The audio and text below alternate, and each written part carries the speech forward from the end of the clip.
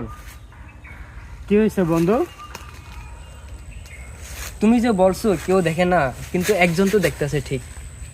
কে বন্ধু? কেউ তো নাই এখানে, কেউ তো আমরা দেখতেছে না। কে? তিনি তো হচ্ছেন একমাত্র আল্লাহ, তিনি সবই দেখতেছেন। তাই তো আমি ভাবলাম না এই বিষয়টা। আসলেই আমরা যে এই অন্যায় কাজ, মানুষের পরের পরের জিনিস আমরা এভাবে খাচ্ছি বা কাউকে না জিজ্ঞাসা করে আমরা এগুলা ধরছি, কিন্তু আমরা চিন্তা করি না যে কে দেখতেছে আমাদেরকে। কেউ একজন আছে যিনি আমাদেরকে সবসময় কি করে লক্ষ্য করে দেখে, কিন্তু আমরা সেটা ভাবতেছি। হ্যাঁ বন্ধু, এই জন্যই আমাদের দরকার, আমাদের যুব সমাজটাকে দরকার।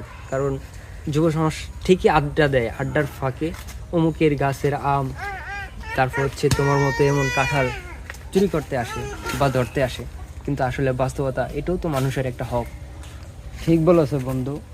আমি আজকে কত বড় একটা গুনার কাজ করে ফেলতাম বন্ধু। তোমার কারণে আজকে আমি এই ভুল কাজ থেকে, অন্যায় কাজ থেকে